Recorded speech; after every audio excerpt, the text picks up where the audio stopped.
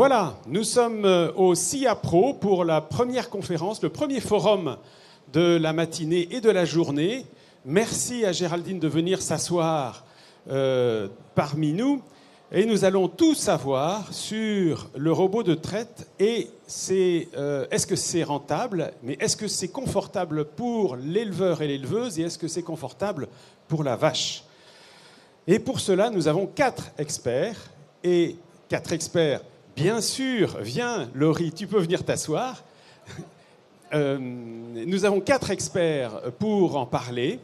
Tout d'abord, Pauline Garcia, qui est éleveuse en bovin allaitant, mais qui est comportementaliste animalier, autrice d'ouvrages sur le bien-être animal, formatrice en éthologie et vulgarisatrice sur les réseaux sociaux.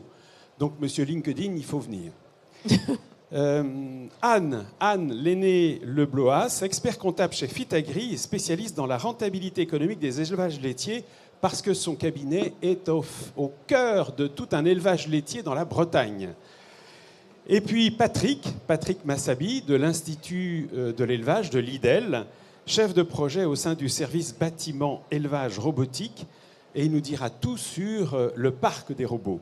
Et enfin, Tiffaine Sivi, qui est le directeur France d'un constructeur de robots, parce qu'il faut aussi questionner ces constructeurs de robots, chez directeur France de l'Eli-France, et en charge de toute la gamme des robots de traite et de la gestion des données. Voilà pour le panel. Et donc, on va commencer par une première question à Patrick.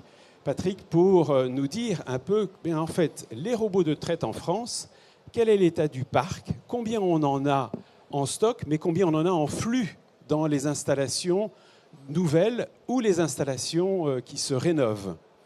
Alors, les robots de traite, c'est finalement une technologie qui date des années 90, ça ne nous rajeunit pas, c'était au siècle dernier, mais il y en a eu très peu. À l'an 2000, il y en avait à peu près 500 en Europe, dont une centaine en France. Et c'est un marché qui s'est fortement accéléré en France ces 10 dernières années avec, je disais tout à l'heure, on n'était pas tout à fait d'accord sur le chiffre, mais autour de 15 000 robots qui sont installés en France fin 2025. Donc c'est un parc assez important, pratiquement le plus grand parc au monde, peut-être à égalité avec l'Allemagne. Et c'est en fait aujourd'hui pratiquement 3 installations sur 4 qui sont en robot de traite sur la rénovation ou de la salle de traite à neuf. Et par rapport aux autres pays, la France, c'est le premier ou c'est pas le premier en installation? Parce qu'il y avait un débat déjà. Il y avait un débat. Alors, en fait, au niveau cinétique d'installation, on est en ce moment sur le marché sûrement le plus dynamique.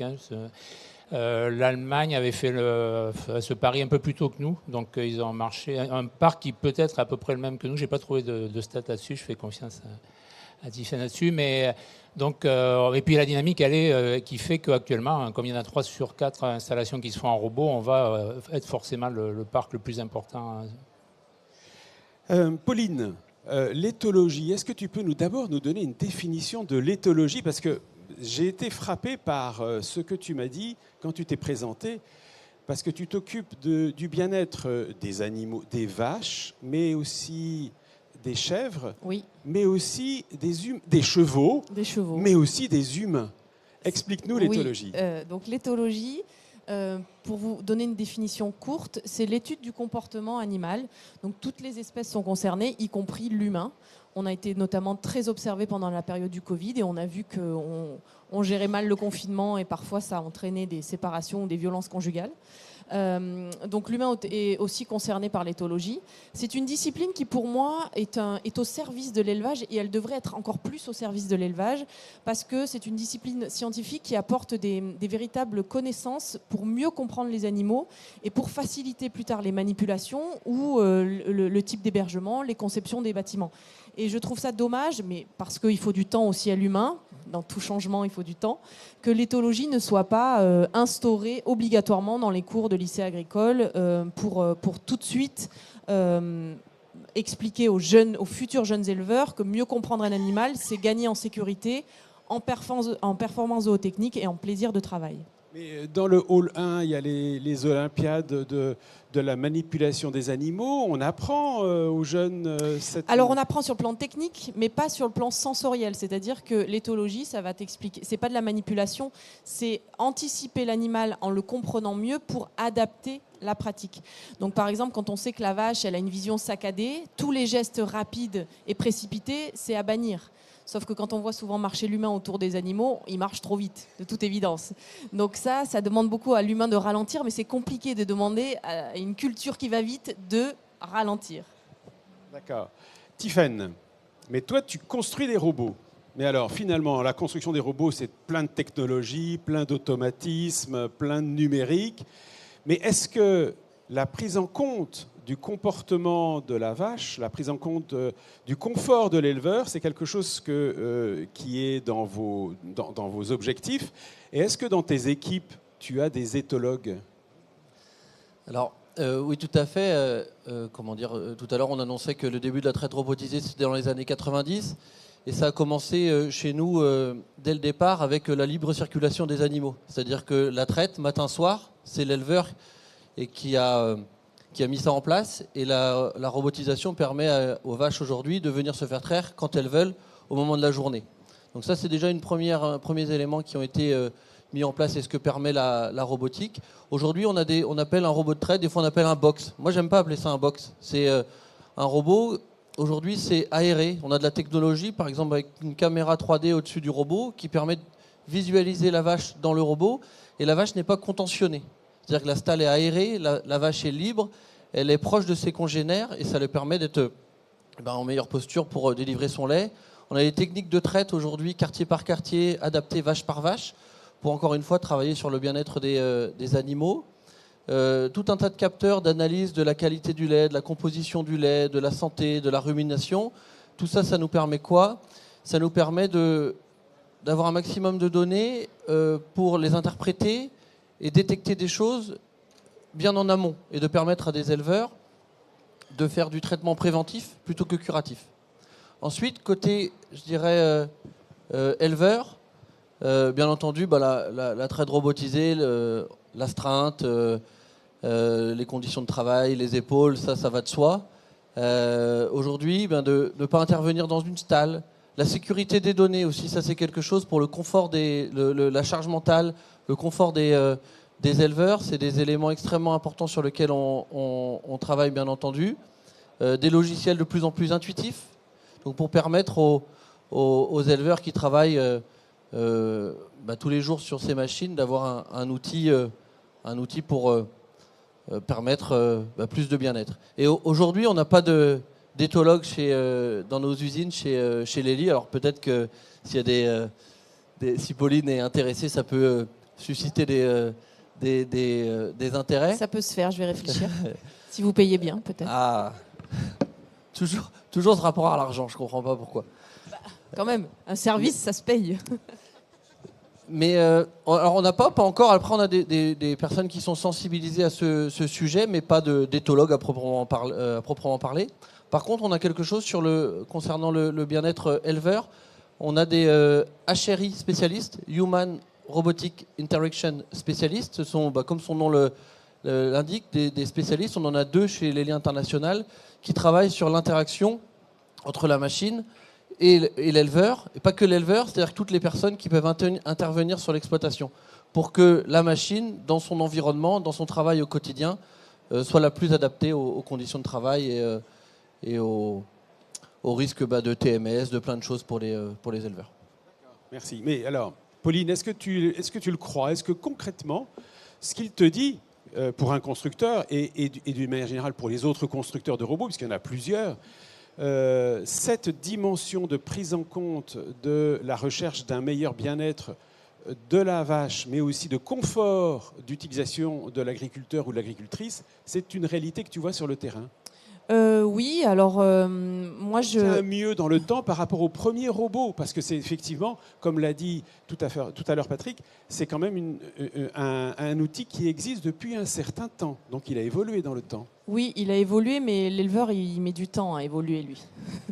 Donc quand il y a des changements de pratique, il prend du temps et Il regarde aussi s'il y a d'autres qui le font et si ça marche, il revient là-dessus. Mais moi, je vais parler du point de vue des animaux. Ils se sont très vite adaptés, ils ont très vite compris qu'ils devenaient plus autonomes, qu'ils allaient à l'heure qu'ils voulaient à la traite. Et ça, c'est au niveau bien-être animal, je pense que c'est à prendre en compte parce que dans les gros élevages laitiers où l'animal il attend plus de 2 à 3 heures dans le quai d'attente en position immobile avant de passer pour la traite, au niveau santé animale, c'est pas ce qu'il y a de recommandé, un herbivore qui reste statique plusieurs heures par jour. Donc ça nécessite d'avoir un sol qui est adapté à ça.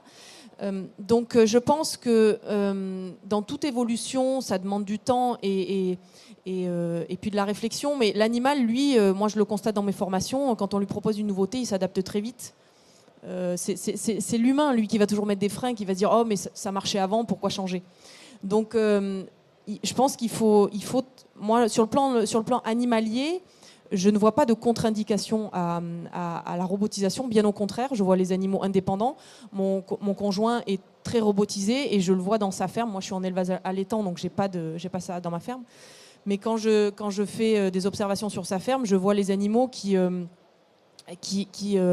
sont pas dans des situations conflictuelles, c'est-à-dire ils se lèvent au moment où ils veulent et puis ils vont aller à la traite et puis ils y vont parfois entre copines parce que chaque vache a une copine préférée, donc elle attend l'autre pendant qu'elle a fini de faire son passage de traite. Donc je trouve que ça apporte une harmonisation dans la circulation des animaux. Les animaux sont autonomes, ils y vont à l'heure qu'ils veulent, on leur impose rien. Et c'est vrai que dans des élevages où il y a une haute production, plus l'animal est autonome, plus il se sent acteur. Et quand on est acteur, c'est là qu'on prend du plaisir. Patrick, l'IDEL, l'Institut technique, ça travaille la technique, ça travaille la performance, ça travaille toutes ces choses-là. Est-ce que dans les études qui sont faites à l'IDEL, cette dimension éthologique, cette dimension du comportement, du confort, du comportement par rapport à la vache, du confort, c'est aussi une question qui vient maintenant à l'ordre du jour. J'ai regardé, j'ai testé avec les Google et tous les autres. J'ai pas trouvé grand-chose en publication de l'IDEL sur ces questions-là. Alors, à quand l'embauche d'un éthologue à l'IDEL ? Alors, l'embauche, il y en a déjà, on a un service, en fait. Alors, évidemment, un institut technique, ça produit des références techniques et économiques, c'est pour ça que c'est connu, mais ça produit aussi des références dans le domaine de la santé et du bien-être. Et on a une équipe santé et bien-être animal à l'Institut d'élevage avec des éthologues. Alors, il se trouve que prioritairement, il y a d'autres dossiers qui sont en cours, notamment sur l'élevage allaitant. On en a eu plusieurs, mais pas sur le robot de traite. Alors, il y a l'aspect, on va dire, bien-être animal, mais aussi l'aspect bien-être éleveur et travail de l'éleveur. Donc, on a aussi un service qui s'appelle Attente sociétale et travail en élevage, donc qui suit un petit peu plus cette partie-là, parce que c'est un nouveau métier, entre guillemets. On ne voit pas ces vaches 2 fois par jour comme on le faisait avant avec une salle de traite. Ça veut dire qu'il va falloir être proactif sur le contact des animaux et notamment ne pas avoir que des contacts négatifs, c'est-à-dire ne pas aller les voir que lorsqu'on va faire un traitement ou lorsqu'il va falloir les contentionner pour quelque chose. Donc avoir une habitude d'avoir des contacts positifs avec l'animal. Et ça, je pense que c'est quelque chose sur lequel il faut avancer, travailler. Enfin, je pense que c'est ce que tu disais, Pauline, en fait. Parce que le robot de traite, c'est bien pour l'animal, c'est bien pour l'homme, mais c'est une nouvelle façon de produire du lait. Et il faut que, alors si l'animal s'y fait plus facilement que l'homme, finalement, il faut apprendre à être éleveur avec un robot. J'en parlerai à Joël Merceron, c'est un copain. Mais il vient de quitter l'IDEL. Mais lui, il était très attaché à l'humain. J'espère que son successeur le sera encore plus que lui, sûrement. Tiffaine, je reviens à toi. Lorsque vous vendez un robot de traite, en fait, il y a une discussion commerciale, il y a des éleveurs qui essayent de chercher et de voir les différents acteurs, et ainsi de suite. Concrètement, du côté des acteurs, quand toi, tu es un fournisseur, quels sont les objectifs qui sont recherchés par les éleveurs qui viennent te voir ? Ils viennent te voir en disant « je veux du confort pour moi, je veux du bien-être pour mon animal ou je veux de la meilleure performance pour mon troupeau ?» Un peu de tout ça. C'est-à-dire que chaque ferme est différente, chaque ferme se développe et les objectifs des éleveurs peuvent être différents, bien entendu. Des fois même dans un même GAEC, les objectifs sont différents, donc ça c'est pas facile.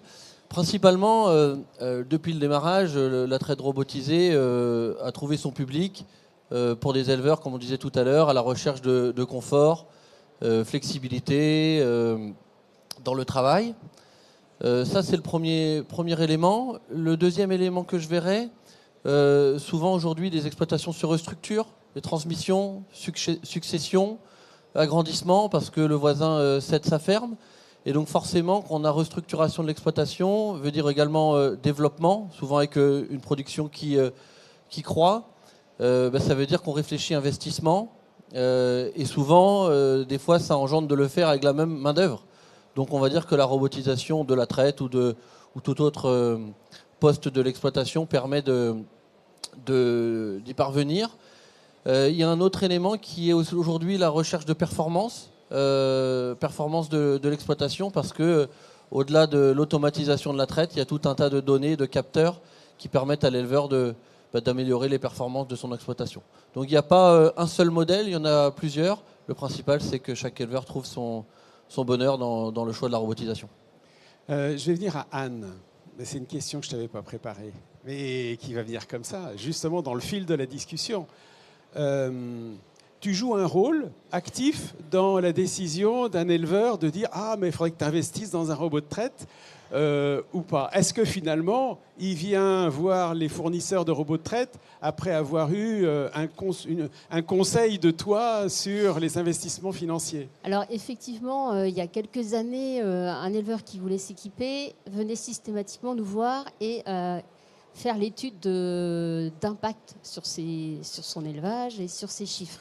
Et aujourd'hui, de moins en moins, parce qu'en réalité, les éleveurs, ils sont de mieux en mieux formés. Ils ont l'accès à l'information également qui est facilité. Et on a également des techniciens qui les accompagnent et qui connaissent de A à Z les impacts de l'équipement d'un robot sur l'exploitation. Des techniciens de quelle organisation? Alors, de quelle structure? les techniciens, c'est souvent ceux qui vendent les robots, qui sont ce sont des techniciens, très des forts. technico-commerciaux, là. Voilà, c'est ça. Qui sont très forts pour courtiser les éleveurs. Voilà ce que je dirais. Donc, attends, on va revenir avec toi sur l'aspect financier. Mais maintenant, Pauline, je voudrais justement, toi, tu es du côté des éleveurs. Oui. Et alors, quand tu vois des éleveurs qui ont acheté un robot de traite, en général, c'était pour quels objectifs recherchés? Alors, ça peut sur être, le terrain, dans tes formations, dans tes conseils. Il y a plusieurs profils. Ça peut être un éleveur qui recherche du temps pour sa vie perso, parce qu'il a pris conscience que son travail était trop énergivore et trop chronophage, et il passait à côté de la vie de famille, et sa femme, qui n'est pas forcément toujours du milieu agricole, qui lui fait des piqûres de rappel en lui disant « j'ai envie que tu sois un peu plus présent ». Donc il prend la décision de faire ça, et c'est vrai que le matin, du coup, il peut amener les enfants à l'école, parce que la traite, il n'y a plus de traite, et le soir, il peut aller les chercher, ou en tout cas, il se sent plus autonome. Ensuite, c'est l'éleveur qui a... J'ai lu un article là-dessus qui disait un éleveur qui présentait des allergies aux poils de vache. Et s'il n'avait pas équipé sa ferme en robot de traite, il ne pouvait plus pratiquer son activité. Donc le robot de traite a en quelque sorte sauvé son activité et a permis de maintenir ça. Donc ça peut être pour des troubles de santé, en fait, soit troubles physiques, allergiques, donc des éleveurs qui décident de passer au robot pour ça, ou des éleveurs qui sont passionnés par des activités en dehors de la ferme, des activités sportives, qui font une autre activité aussi professionnelle, et qui ont dit je vais repenser mon activité et mon emploi du temps, et donc ils ont inclus l'arrivée d'un robot de traite dans la ferme. Donc en fait, on ne parle pas rentabilité chez toi? Non, on parle bien-être de l'éleveur et bien-être des vaches. Mais est-ce que c'est compatible? Mais bien sûr.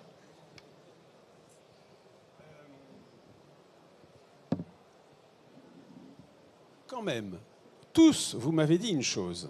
Vous m'avez dit, la vache, elle vient plusieurs fois. Elle vient bien plus que 2 fois par jour.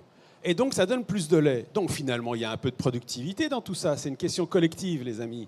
Ça produit plus une vache qui est traitée avec un robot qu'une vache qui est traitée 2 fois par jour, voire quelques fois. Et j'en ai rencontré des éleveurs qui disent, je ne traite qu'une seule fois par jour.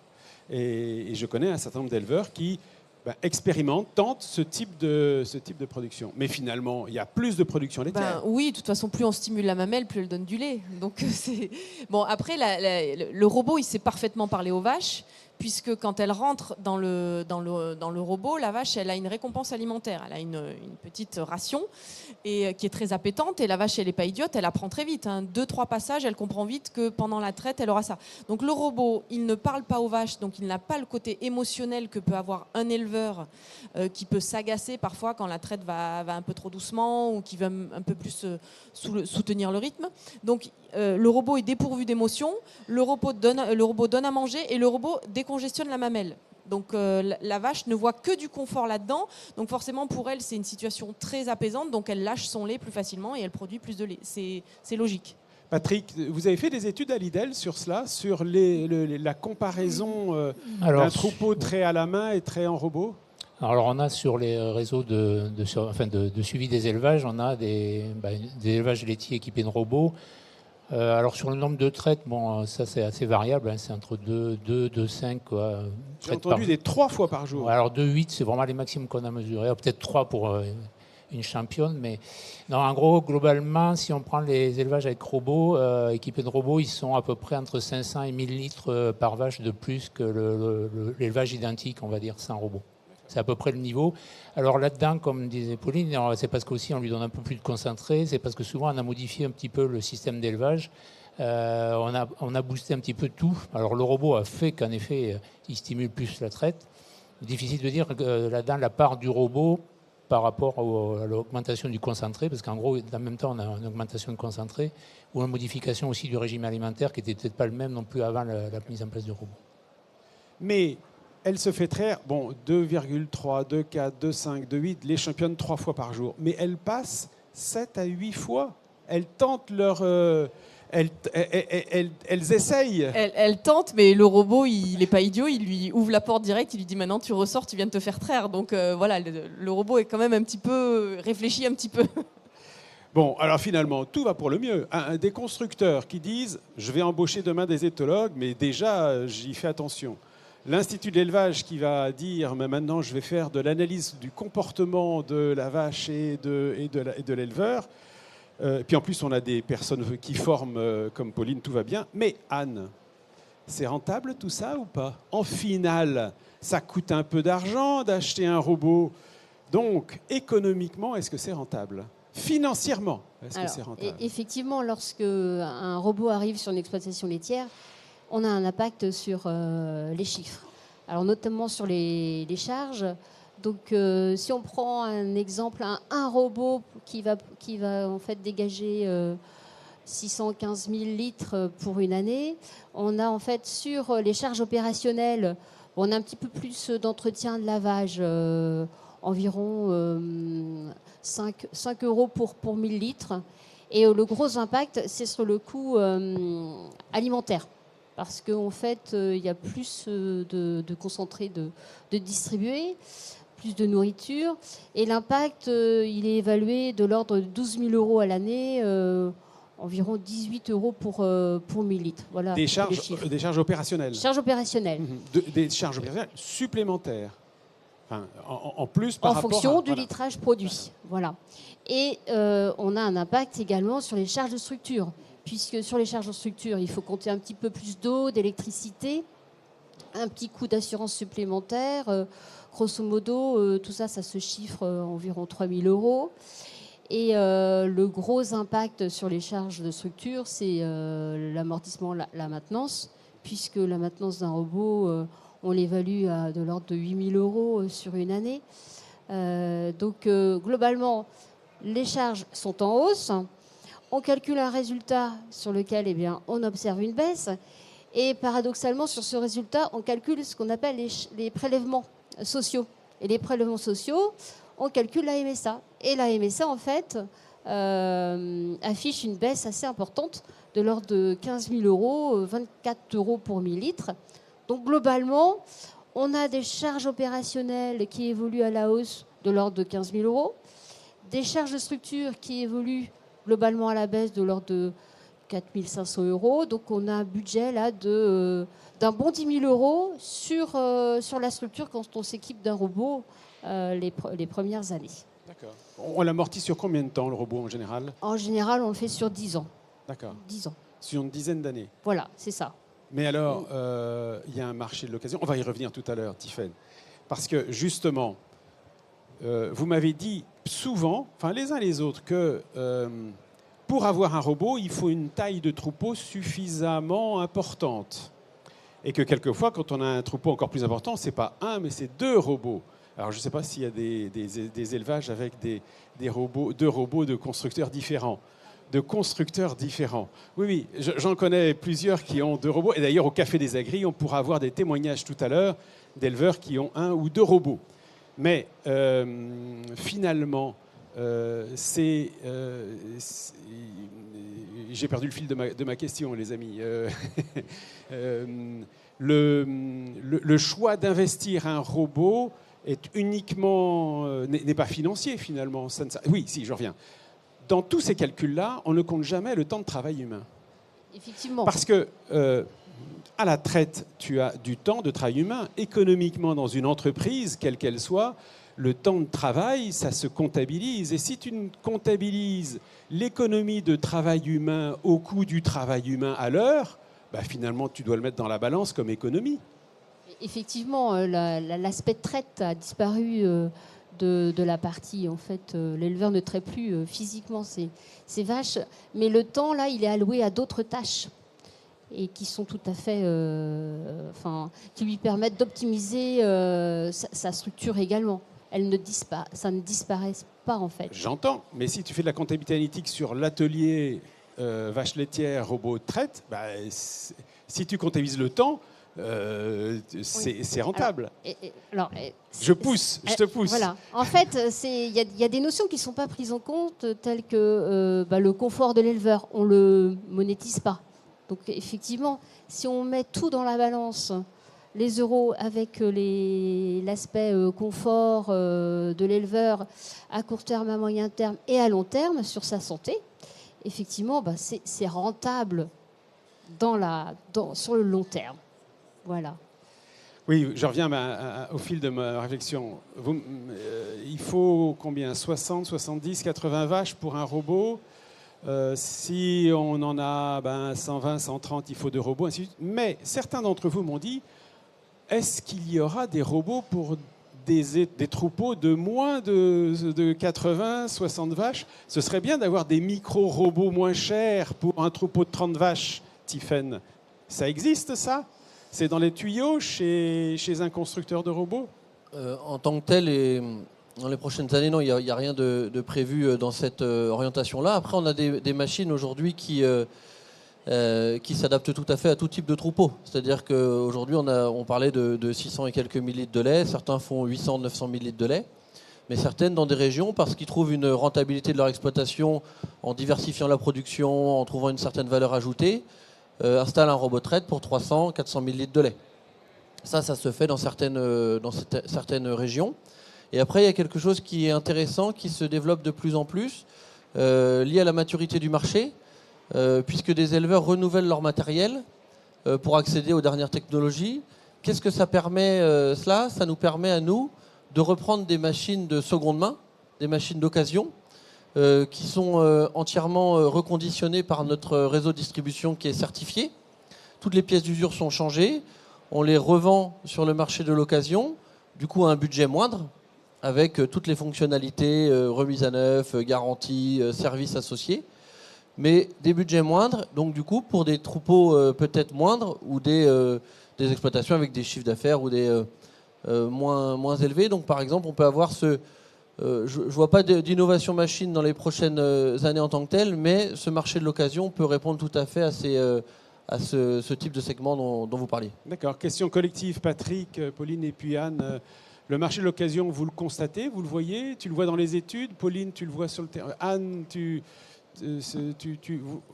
collectivement, chacun... Oui, on le voit sur le terrain. Oui, effectivement, on le voit sur le terrain de l'investissement sur des machines en occasion. Mais ce n'est pas la majorité. Pauline? Oui, après les petits troupeaux, 30 vaches, ils sont pas trop tournés vers l'innovation. Ils vont travailler conduire différemment leur ferme. Si l'occasion se présente, s'il y a un handicap physique, peut-être, ça va les pousser à se tourner vers ça. Mais naturellement, s'ils décident d'avoir un troupeau à 30 vaches, c'est justement pour avoir un lien très fort avec l'animal.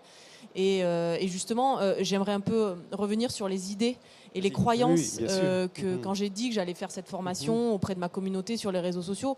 Tout le monde m'a dit les robots, on perd le lien, on va plus voir les animaux. Je leur dis si. Tu vas repenser ta relation, c'est-à-dire que ta relation, tu vas pas la construire matin et soir avec la traite, tu vas aller la construire dans des interactions plutôt positives, en circulant au milieu de ton troupeau le matin, en voyant si les animaux sont bien, couchés dans les logettes ou en pâture. Mais vraiment, l'éleveur, il a peur que le robot lui vole son lien, quoi. Je lui dis non, c'est un assistant. Il va juste te dégager du temps pour que tu ailles construire du lien plus positif. C'est merveilleux. Donc, essaie de voir un robot comme un allié et pas comme un voleur de liens. Et donc, ça, c'est assez dur à faire comprendre. Et donc, voilà, j'avais envie de réagir là-dessus. Okay. Patrick ? Alors, des robots pour 40-50 vaches, on en voit, comme tu disais, sur des endroits où il y a des fortes valeurs ajoutées, des gens qui font de la transformation. Et le reconditionner, c'est intéressant aussi pour une catégorie d'éleveurs qui arrivent plutôt en fin de carrière et qui sont usés et qui veulent finalement, les 10-12 ans qui leur restent, se libérer de cette tâche-là. Et le robot reconditionné, c'est vraiment une opportunité pour eux, quoi. Oui, vous étiez tous d'accord sur une chose, c'est que globalement, les deux grandes tendances, qui font que des éleveurs investissent dans des robots, ce sont soit des éleveurs qui sont en traite classique, manuelle, avec des potrailleurs, et qui, au bout d'un certain temps, sont fatigués et disent j'ai encore 5 ans, 10 ans, je prends un robot parce que je ne vais pas y arriver jusqu'au bout. Ou alors des jeunes qui s'installent et qui disent si je la reprends, je la ferme, je la reprends avec un robot ou je la reprends pas. Et c'est très curieux. Sociologiquement, quand je vous ai eu les uns les autres, vous m'avez à un moment donné dit ça. Mais j'ai encore une question, Patrick. À Lidl, il y a des fermes expérimentales, des fermes laitières. Ont-elles des robots ? Alors, Lidl n'a pas de ferme laitière en tant que telle en propriété. On travaille sur plusieurs fermes.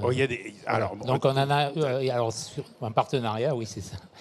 Donc, on en a une, celle de Derval, dans le Pays de la Loire, qui est équipée d'un robot de traite depuis très longtemps, sur lequel il y a eu beaucoup de... parce que c'est installé vraiment au début du marché du robot. Donc, ils ont fait le suivi. Il y a eu aussi Trévarez qui est équipé d'un robot de traite avec un système très pâturant. Parce que c'est l'autre problématique du robot de traite, c'est que souvent, il faut que les vaches ne soient pas trop loin du robot, puisque si elles veulent venir se faire traire plusieurs fois par jour, il faut qu'elles soient proches. Donc ça veut dire son parcellaire adapté. Et malheureusement, dans beaucoup de situations, quand l'installation du robot, elle se fait aussi avec une baisse de la partie pâturée. Ça, c'est un peu on va dire l'autre revers de la médaille du robot, c'est qu'on a plus d'animaux dans le bâtiment avec des robots qu'on en avait auparavant. Mais ça existe, mais en fait, ça veut dire qu'il faut construire un pâturage adapté, des chemins d'accès qui vont avec. On a plein d'exemples où ça fonctionne, mais c'est un point de vigilance par rapport justement au bien-être animal aussi. On avait hier une conférence sur le pâturage tournant dynamique. On ne parlait pas trop de robots parce qu'effectivement, c'est une des contraintes. Mais Tiffaine, finalement, un robot demain qui se promène ambulant sur une remorque derrière, ça peut résoudre le problème du pâturage et du parcellaire. Alors le sujet du pâturage, c'est un bon sujet parce qu'on a aujourd'hui un développement de la robotisation, par exemple en Nouvelle-Zélande ou dans des pays comme ça, où le pâturage est la base de la ration et des systèmes. En France, je ne sais pas si c'est le robot, le réchauffement climatique. Qu'est-ce qui est le plus difficile aujourd'hui pour la gestion du pâturage ? Effectivement, ce que l'on voit, c'est que les troupeaux grossissent, donc il faut faire des chemins d'accès. S'il faut aller chercher les animaux, ça veut dire qu'on doit se remettre une routine matin-soir autour du robot, alors que c'est finalement ce que l'on a perdu avec la robotique. Vaste sujet, en tout cas c'est possible, mais c'est vrai qu'il y a les routes, c'est des sujets concrètement, et après les tailles de troupeaux qui rendent le pâturage plus difficile. aujourd'hui, on a peu ou pas de développement sur des robots mobiles. On en a quelques-uns qui fonctionnent, mais c'est anecdotique. On en a, je pense, nous, trois sur la France. C'est expérimental ou c'est C'est expérimental, ouais. C'est expérimental. T'en parles pas beaucoup. Hein. Moi, j'ai pas lu. Hein. J'ai rien vu sur les réseaux sociaux sur ce sujet. Hein. C'est encore caché. Non, c'est pas caché. C'est qu'on répond à un besoin de certains éleveurs. Est-ce que ce sera le marché de demain? Aujourd'hui, je sais pas. Okay. Parfait, merci. On arrive un peu au terme de la conférence, mais alors maintenant, j'ai une question un peu générale. En conclusion, chacune et chacun, si vous aviez un ou deux messages à donner, quels seraient-ils? Et je propose de commencer par Anne. Un ou deux messages, ou trois, sur le bien-être animal, le robot de traite, le confort, la rentabilité. Un agriculteur, un éleveur ou une éleveuse qui vient de te voir, qu'est-ce que tu lui dirais d'abord? C'est que le robot rend heureux. Et c'est une financière qui dit ça. Parce que ça apporte du confort. Et le robot, c'est un outil de pilotage comme un autre. Et qu'il doit s'adapter au profil de l'éleveur. Voilà. Tous les éleveurs ne sont pas robots compatibles. D'accord. Pauline? Alors moi, je poserai la question à l'éleveur ou l'éleveuse. Est-ce que tu as dans ton ADN un message sur la fibre animalière? C'est-à-dire que tu sois robotisé ou pas, si tu aimes aller au contact avec tes animaux, si tu as un robot qui intègre ta ferme, ça ne te dérangera pas et tu continueras à aller voir tes animaux. Donc, il y a des éleveurs, quand ils prennent un robot, s'ils ne sont pas naturellement... Ils conduisent bien leur ferme, je ne dis pas qu'ils font mal le travail, mais... S'ils sont spontanément, s'ils n'y vont pas gratter les animaux, passer du temps positif avec les animaux, un robot, ça ne va pas les aider à aller encore plus créer du lien. Si par contre, ils ont cette fibre-là animalière très profonde, encodée, le robot, au contraire, il va dire « il me dégage du temps, je peux aller passer du temps avec mes animaux, c'est merveilleux ». Donc tout va dépendre du comportement humain. Et ça, pour moi, il faut faire un questionnaire très précis sur les envies, les motivations de l'humain avant de prendre un robot. Donc je comprends bien que tu fais aussi l'éthologie humaine. Évidemment, c'est la base. D'ailleurs, je suis en train de t'observer et d'analyser ton comportement là, Alain. Je me doute bien. Mais je pourrais te donner aussi d'autres personnes qui font ça très bien. Ok. Tiffaine, si tu avais 1, 2, 3 messages concrets à donner en tant que concepteur de cette technologie, qui est quand même assez particulière parce que c'est une entreprise qui est venue au robot par une innovation disruptive. Ce n'était pas son métier d'origine. Ce n'était pas une entreprise qui connaissait la traite. Et tout d'un coup, elle a dit, finalement, je crée de A à Z un robot de traite alors que je n'étais jamais dans les métiers de la traite d'avant. Oui, tout à fait. Il fallait être dans les années 90, comme on disait en introduction, il fallait être à l'époque sûrement un peu fou, un peu visionnaire, je ne sais pas, mais effectivement c'était une innovation de rupture et il a fallu attendre les années 2000 pour voir un vrai développement. Moi, ce que je dirais, c'est qu'il y a encore plein de belles choses à venir sur les technologies, sur les innovations, notamment autour des données et de tout ce que peut nous apporter l'IA au service des éleveurs, du bien-être des éleveurs, du bien-être des animaux. Plein de belles choses à arriver dans les prochaines années. Et après, d'un point de vue plus général, je dirais qu'il ne faut pas opposer robotisation, agrandissement, performance avec bien-être animal et bien-être des éleveurs. Souvent, on a une volonté, peut-être particularité française, je ne sais pas, mais on a une richesse de l'élevage français. Il ne faut pas opposer, il y a différents systèmes qui fonctionnent et c'est, je pense, cette richesse qui fait la beauté de cette agriculture française. Et il ne faut pas qu'on excusez-moi l'expression, mais cracher dans la soupe. Parce qu'on a une belle diversité. Il ne faut pas qu'on se cache derrière certains sujets et plein de belles choses à venir. Et ce sujet agrandissement, performance, robotisation, on l'a vu, on a échangé là pendant une petite heure ensemble. Vraiment s'inscrit totalement dans le sujet de bien-être animal et bien-être des éleveurs. Et toi, Patrick, parce que l'IDEL, c'est quand même un institut technique, c'est l'état de l'art. Donc, c'est un institut indépendant qui est soumis à aucune orientation de pensée ou d'études ou de travail. par rapport aux robots en matière d'élevage, si tu avais 2-3 éléments de conclusion à donner, qu'est-ce que tu dirais ? Le robot, il répond à un besoin des éleveurs, hein, donc ça c'est clair. Ensuite, ce qu'il y a, c'est surtout quelques points de vigilance, parce qu'un robot, ça s'implante dans un bâtiment qui existe souvent, donc il faut se faire accompagner, parce que suivant comment on va implanter, il va plus ou moins bien fonctionner. On voit beaucoup de déboires liés plutôt pas à la machine, mais aux conditions de mise en œuvre. Au contexte d'implantation de la ça. machine. Oui. Le deuxième point, c'est que ça va modifier un petit peu le système, parce qu'on l'a dit, il y aura sûrement moins de pâturage, donc ça peut remettre en cause le système existant, et ça, il faut bien avoir conscience au départ. Et puis, il y a un temps d'adaptation qu'il ne faut pas négliger, c'est-à-dire qu'il y a un moment où il va falloir que toutes les vaches apprennent à passer au robot. Il faut se préparer à faire des réformes un peu plus élevées la première année, à passer un peu plus de temps aussi. Et ça, il faut bien l'anticiper, parce que dans des temps qui sont très contraints, ça peut faire déraper la réussite de mise en place d'un robot. Très bien, mais merci Patrick. En tout cas, je vous remercie tous les 4. Merci Pauline, merci Anne, merci Tiffaine, merci Patrick. Voilà pour ce premier élément sur les robots de traite. Est-ce que c'est rentable ? Chacun fera sa conclusion. En tout cas, c'est sûrement un bien-être pour l'animal et un bien-être pour l'éleveuse et l'éleveur. Et donc, je vous invite maintenant à 11h au Café des Agris, c'est au bout là-bas. On aura un deuxième angle d'analyse sur ce même thème, parce que là, on a des experts. Mais est-ce que ces experts disent vrai ? Alors maintenant, on va donner la parole aux agriculteurs, aux éleveurs, aux éleveuses qui vont dire concrètement sur le terrain, moi, voilà comment ça se passe. J'ai un robot, j'en ai 2, j'en ai 3. Non, 1 ou 2, enfin, selon les cas. Et est-ce que tout ce qu'ont dit les experts, c'est vrai ou c'est pas vrai ? Eh bien, tout cela, on le saura au Café des Agris à 11h là-bas. Et là, questions ouvertes, questions non-stop, open questions et discussions. Merci en tout cas, merci beaucoup.